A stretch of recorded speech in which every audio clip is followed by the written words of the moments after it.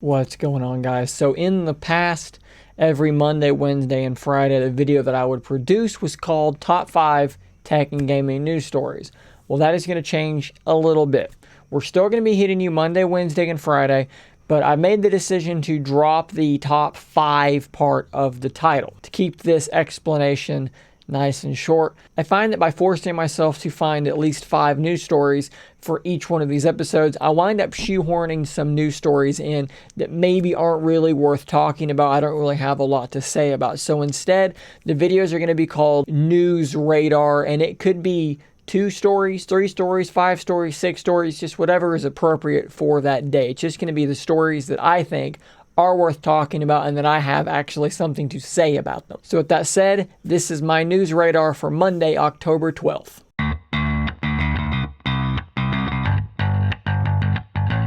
So for news story number 1, this one actually came as quite a surprise to me. If you've been a video game player over the last, 15 years, you're probably aware of GameStop, especially if you live in the United States. I suppose outside of the United States, you probably have different game stores. But if you're a North American gamer, GameStop is a store that you're probably really familiar with. It's a store that as a kid growing up, I used to relish the opportunity to go into and peruse the wares there and look at all the new and used games. GameStop has gone through some hard times over the years. They've been kind of the enemy, if you will, of some gamers in the sense that, you know, the amount of money they give you for their used games versus what they turn around and sell it for seems a little unfair. A lot of people that have worked there don't have great things to say about it.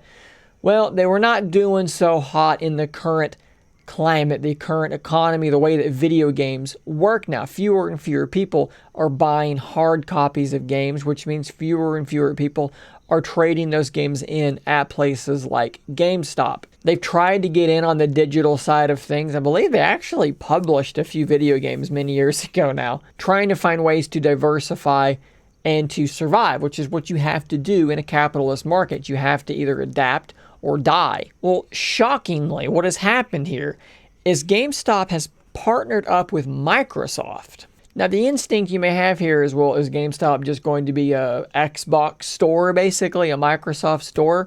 No, not quite. The primary thing that's going on here is that GameStop is going to switch all of their back-end stuff to Microsoft's cloud services. They'll be using Dynamics 365, Microsoft 365, and Teams, and sales associates will actually be equipped with new Surface hardware, which personally, as someone who has worked in retail, not at GameStop, but I've worked in retail for many years, I would love to have some Surface hardware to use at work. We've got the full breakdown here from WCCF Tech, and they talk about not only those cloud services, the Surface hardware, but also the fact that GameStop stores will now be selling the Xbox All Access subscription service, which is pretty interesting. We've talked about this service in the past. Basically, you can spend a set amount of money to get a new Xbox Series X or Series S console, plus your Game Pass Ultimate subscription all in one package that's going to be, $35, $45 a month. We have several quotes from several different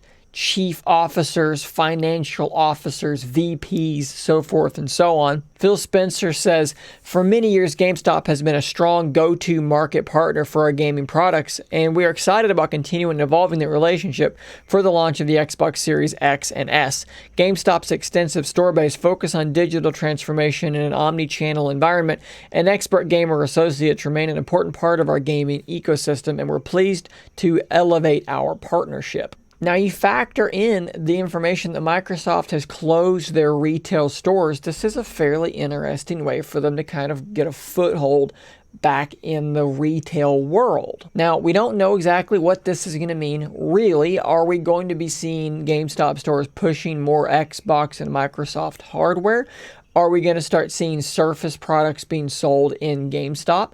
Maybe when you go into your next GameStop, your sales associate may pull out a Surface Duo or something. Who knows? One thing that we do know about this is that GameStop's shares surged up 44% when this news broke. So the shareholders, the market itself, has responded very well to this news. It'd be interesting to see if this can help save GameStop as they're closing more and more stores around the country as they really struggle to keep up not just with the evolving video games market, but with the post or even current COVID-19 pandemic market. So news story number 2 involves Microsoft as well.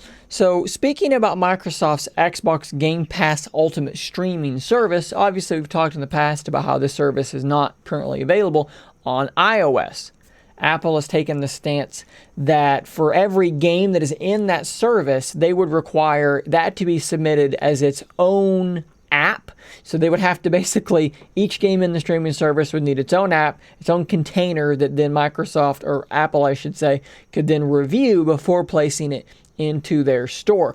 Obviously, this is absolutely insane. Apple does not hold up the same rule when you're talking about Netflix. You know, you have a service you subscribe to which gives you access to, hundreds and thousands of movies and television shows.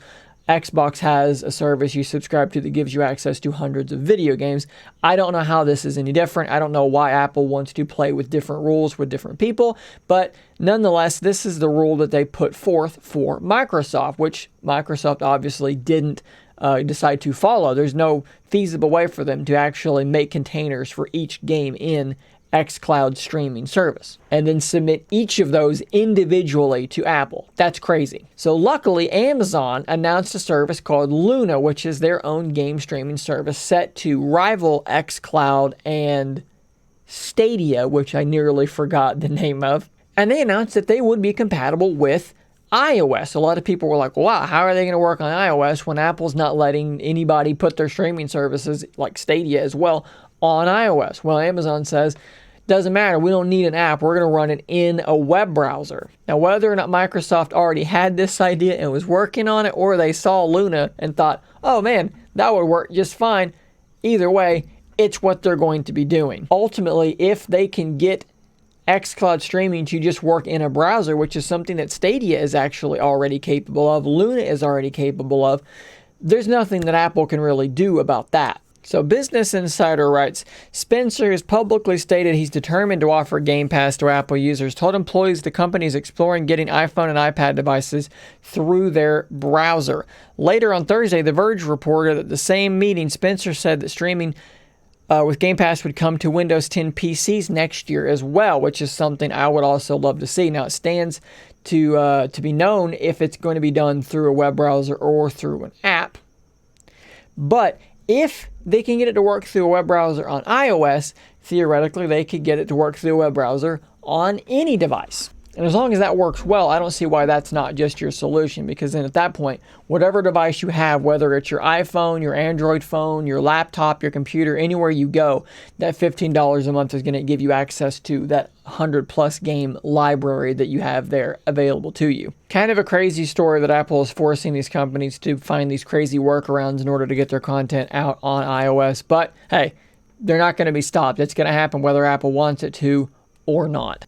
So the last news story for the day concerns the new Xbox Series X. Obviously, we just had our big teardown of the PlayStation 5 where we saw how big that heatsink actually is inside the console. It's clear that this RDNA 2 based system on a chip draws a lot of heat and that Sony has taken great care to dissipate that heat. Now, we also compared in my video the size of the heatsink in the Xbox Series X. Volume is probably fairly similar, but it is a smaller heatsink. In fact, the whole console itself is considerably smaller. Now, you squeeze something that generates a lot of heat into a smaller case, guess what you're going to have trouble with?